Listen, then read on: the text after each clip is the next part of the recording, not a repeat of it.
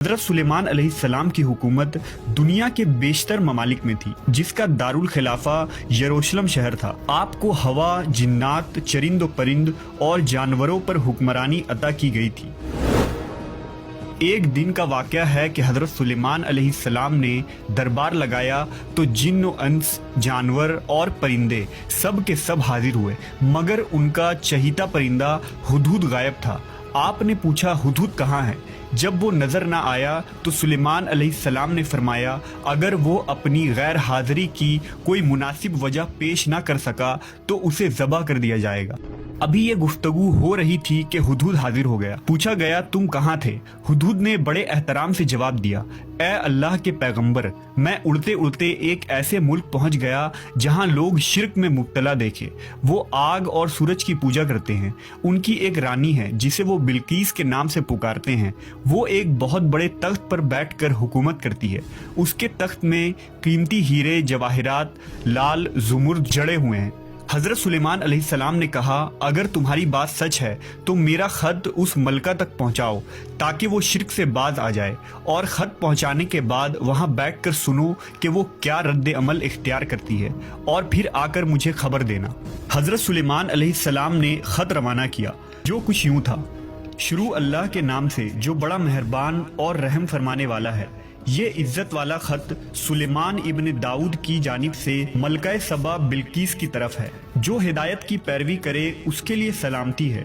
मुझ पर गलबा की ख्वाहिश ना करो, मेरे मुकाबले में सरकशी इख्तियार ना करो, बल्कि फर्मा बरदार और मुती होकर मेरे पास आ जाओ। हुदहुद ने यह खत ले जाकर मलका बिल्कीस की गोद में गिरा दिया। मलका के दरबार में उस वक्त 300 के करीब सरदार बैठे थे। उन्होंने जब ये खत पढ़ा तो तैश में आ गए और कहा कि ये हमारी तौहीन है, हमें इसका सख्त जवाब देना चाहिए। मगर मलका बहुत समझदार थी। उसने उन्हें समझाया कि खत से पता चल रहा है कि ये कोई आम शख्स नहीं, खुदा का कोई पैगंबर है, लिहाजा हमें हिकमत से काम लेना चाहिए। उसने कहा कि मैं हज़रत सुलेमान अलैहिस्सलाम की तरफ एक तोहफा भेजती हूँ। अगर उन्होंने कबूल कर लिया तो वो बादशाह है, मैं उससे जंग करूँगी, लेकिन अगर उन्होंने तोहफा कबूल न किया तो मैं उसकी पैरवी करूँगी, क्योंकि वो नबी है। हुदहुद ये सारी गुफ्तगू सुन रहा था। उसने आकर हज़रत सुलेमान अलैहिस्सलाम को सारी बात बता दी।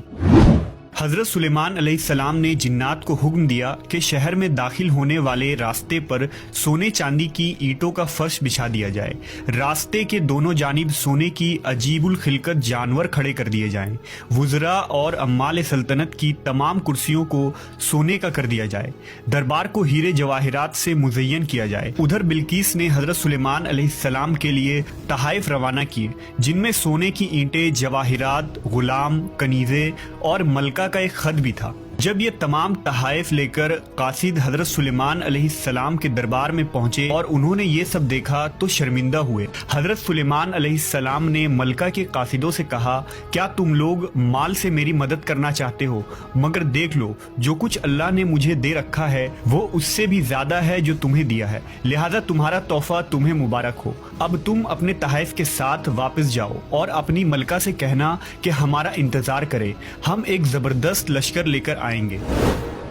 जब ये खबर मलका बिल्कीस को पहुंची तो वो समझ गई कि वाकई ये अल्लाह के नबी है, लिहाजा उसने जंग के बजाय हज़रत सुलेमान अलैहिस्सलाम के दरबार में हाजिर होकर अपनी इताअत का यकीन दिलाने का फैसला किया। जब हज़रत सुलेमान अलैहिस्सलाम तक ये पैगाम पहुंचा तो आपने अपने दरबारियों से कहा, तुम में से कौन है जो उनके मुती होकर आने से पहले मलका का तख्त मेरे पास उठा लाए?